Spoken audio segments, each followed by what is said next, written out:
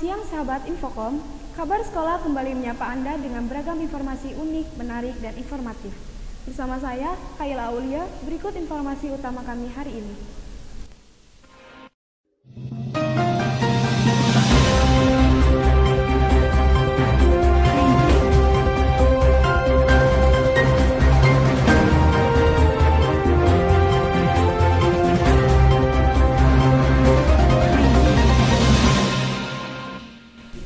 Situasi pelaksanaan MPLS secara tatap muka disambut baik oleh para calon siswa dan pemerintah.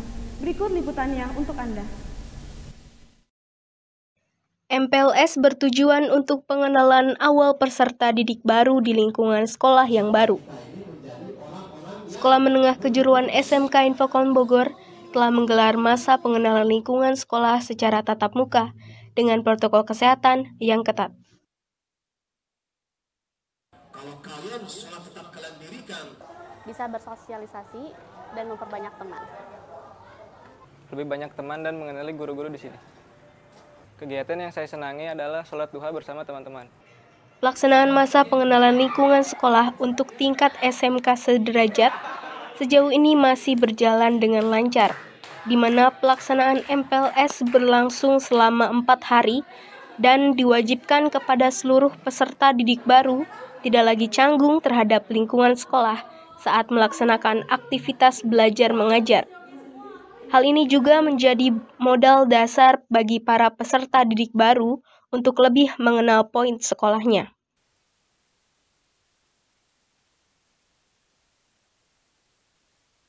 SMK Infokom Kota Bogor memantau terkait dengan siswa baru yang dalam kesempatan ini sedang melaksanakan PLS ya, di mana PLS ini saya lihat sudah memantau ke kelas masing-masing, ternyata dibagi beberapa kelas, beberapa gugus.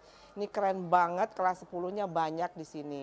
Dinas Pendidikan Kota Bogor berharap kegiatan ini dapat memberikan pemahaman terkait lingkungan sekolah bagi para peserta didik baru. Tim Liputan SMK Infokom melaporkan untuk Anda. Berbagai ekstrakurikuler SMK Infokom Bogor ditampilkan di demo eskul hari terakhir penutupan MPLS. Kegiatan ekstrakurikuler atau ekskul adalah kegiatan tambahan yang dilakukan di luar jam pelajaran, baik di sekolah maupun di luar sekolah, dengan tujuan untuk membantu membentuk karakter, pengetahuan, keterampilan siswa sesuai minat dan bakat masing-masing. Di SMK Infokom terdapat beberapa ekskul, di antaranya ada pramuka, PMR, paskibra, sinematografi, futsal, tari tradisional, Japan Community, paduan suara, dan lain-lain. Saya dari ekskul pramuka. Untuk persiapan demo ekskul itu kita mulai latihan kurang lebih 2 minggu di sekolah. Pertama itu nentuin konsepnya dulu kayak gimana, kedua baru latihan prakteknya. Kalau buat gabungnya itu gampang, bisa hubungin ke pihak humas, atau kalau mau cara yang lebih mudah itu bisa cek aja Instagramnya Pramuka. Nanti di situ ada cara-caranya. Dengan adanya kegiatan ekstrakurikuler, diharapkan siswa mampu memanfaatkan pendidikan kepribadian dan menghubungkan ilmu yang diperoleh dalam program dengan kebutuhan dan keadaan lingkungan. Tim Liputan SMK Infokom melaporkan. PSPT atau Produksi dan Siaran Program Televisi yang mempelajari proses produksi dan tata cara penyiaran. Berikut liputannya untuk Anda.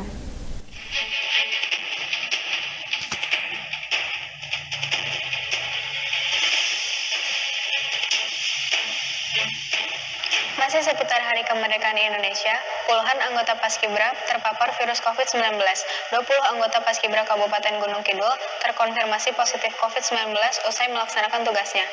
Keahlian produksi dan siaran program televisi merupakan salah satu kompetensi keahlian dari program keahlian seni broadcasting dan film dan bidang industri kreatif. Pada program keahlian ini, siswa akan belajar mengenai perencanaan produksi konten, proses siaran radio dan televisi, serta teknik pengambilan gambar, olah suara, serta penyuntingan. Karena aku tertarik masuk ke dunia kayak entertainment gitu. Terus kan ada kayak editing, podcast, apalagi aku suka banget podcast. Banyak sih, hampir semua dikuasai, kayak editing, buat naskah, ngeliput berita juga, podcast, terus masih banyak lagi deh. Kalau aku sih kayaknya buat naskah, karena aku suka aja gitu kalau buat naskah. Bukan hanya teori saja, tetapi di broadcasting juga mempelajari praktek bagaimana membuat sebuah tayangan atau konten yang menarik dan enak untuk dilihat. Tim Liputan Infocom News melaporkan. Berita selanjutnya, dibukanya kembali sistem pelajaran tatap muka membuat omset toko seragam sekolah meningkat. Meski harga melonjak, namun para orang tua tidak mengeluhkan kenaikan harga tersebut. Dibukanya kembali sistem pembelajaran tatap muka di sekolah membuat para orang tua murid mulai berburu seragam untuk anak-anaknya. Selain seragam, berbagai atribut sekolah seperti tas, topi, dan lain-lain turut diburu oleh para orang tua murid. Toko seragam sekolah di kawasan Dramaga cukup ramai dikunjungi pembeli. Hal ini membuat omset toko seragam sekolah naik setelah 2 tahun sepi pembeli karena pandemi. Kerja di sini sudah berapa lama? Sudah 1 bulan. Apakah ada peningkatan omset pendapatan di tahun ajaran baru? Ada sih, meningkat. Sekarang tahun ajaran baru omsetnya sampai 4 jutaan lebih kena. Untuk anak SMP baru masuk sekarang. Baru masuk sekolah SMP ya Bu ya? Celana sama baju. Baju seragam SMP ya. Ya kayaknya pasti naik setiap tahun ya. Ini bajunya 70, celananya 105. Pembelian seragam sekolah tetap tinggi meski harga seragam sekolah mengalami kenaikan dan tergolong mahal. Orang tua berharap penyebaran COVID-19 tidak kembali mengalami kenaikan agar anak-anak bisa kembali sekolah dengan normal. Tim Liputan SMK Infocom melaporkan untuk Anda. Sahabat Infocom, informasi tadi sekaligus menutup kebersamaan kita dalam kabar sekolah hari ini. Saya, Khaila Aulia beserta kru yang bertugas, pamit undur diri. Terima kasih dan sampai jumpa.